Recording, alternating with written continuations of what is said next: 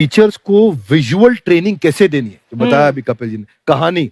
मैं एक छोटा प्रश्न पूछता हूँ, असैसिनेशन की स्पेलिंग किसको मालूम है? लोग बिलीव नहीं करेंगे लेकिन मुझे मालूम है। असैसिनेशन की स्पेलिंग होती है भाई एस माने गधा, गधे के ऊपर एक और गधा, एक और एस, उसके ऊपर आई मतलब मैं पूरा, और मेरे ऊपर पूरा देश नेशन, एस आई नेशन।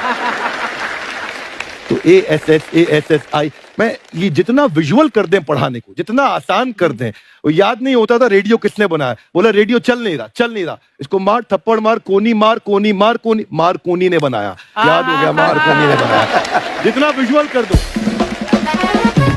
जैसे आपने कहा कि कैसे किसी चीज को इतना अच्छा समझा देते हैं, वो आधे घंटे के क्लास के लिए पीछे एक हफ्ते का मेहनत होता है। मैं ये भी पूछने वाली थी कि कितनी मेहनत लगती है आपको। वो डिपेंड करता है कि हम कब तक सेटिस्फाई नहीं हो जाते। अच्छा। कभी कभी तो कोई चीजें 2-2 महीने से अटकी हुई है, जब तक हम नहीं सेटिस्फाई होते, नहीं इसको ऐसे नहीं, अब लड़के समझो, तब तक नहीं बताते उसे। कहते हैं ना, दुनिया ने मेरी बुलंदियां देखी, किसी ने पाँव के छाले नहीं देखे।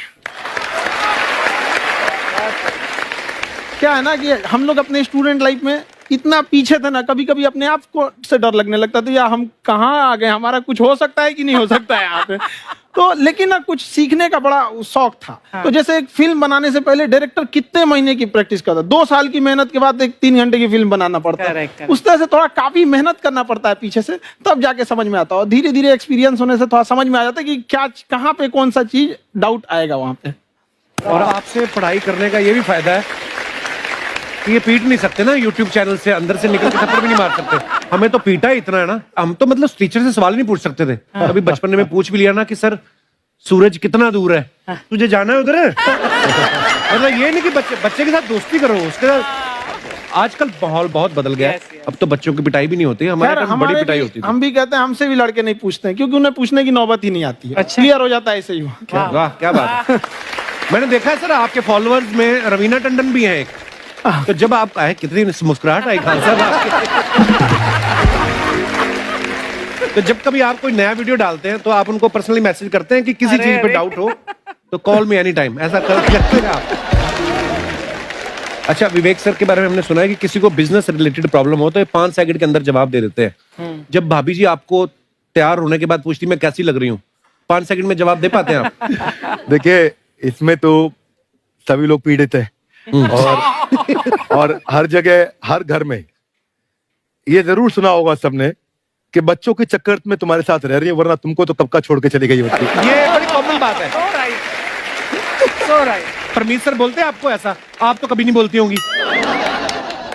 इनका उल्टा है, इनका एटीट्यूड पति वाला है वैसे, तो इसलिए। क्या प्रॉब्लम है? नहीं, कोई औरतों को मतलब मर्दों से कम बिल्कुल मत समझो। नहीं ठीक है, पर ऐसे मुक्के वगैरह नहीं मारने चाहिए आपको। सर आपने अभी तक शादी नहीं की ना खान सर? नहीं।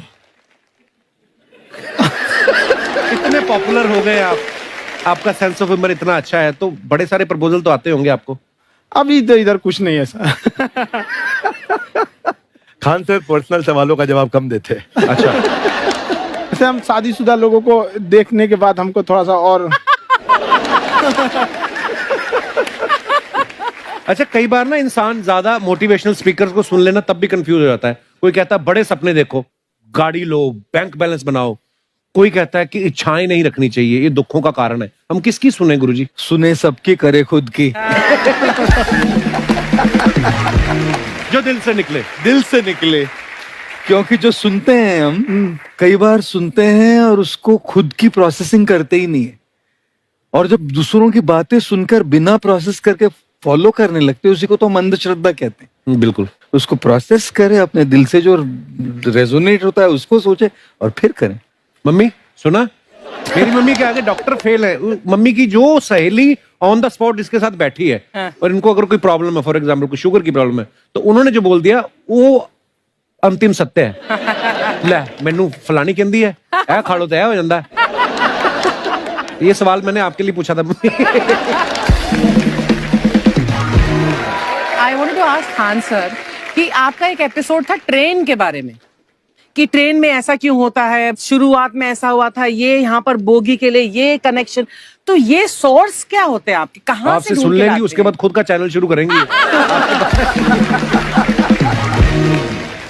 कुछ चीजें तो ऐसे डायरेक्टली मिल सकती हैं, और नहीं तो वहाँ ऑन द स्पॉट जाके वहाँ पे पूछ लेते, जो वर्कर होते हैं ना उन लोग को ज्यादा आइडिया रहता है, उन लोग से वो पूछ लेते हैं कि ये कैसे काम करता है, तो वो ज्यादा कोशिश करते हैं कि हम किसी चीज को खुद से अगर जाने रहेंगे तो ज्यादा अच्छे से डिलीवर कर सकते हैं। तो कई बार वहाँ यार्ड वगैरह में भी चले जाते हैं पता करने के लिए। लेकिन बहुत इंटरेस्टिंग था। हवाई जहाज पर भी बनाइए। आप कहती हैं तो एक उस पर भी बना ही देंगे। बहुत शुक्रिया जी।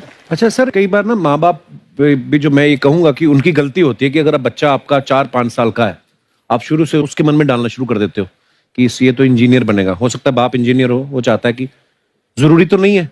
अब मेरे पिताजी पुलिस में थे जी, मेरे मामा सब आर्मी में थे, मैं अकेला इस फील्ड में निकला है, मुझे ये चीज अट्रैक्ट करती थी। ये कहाँ तक सही है सर?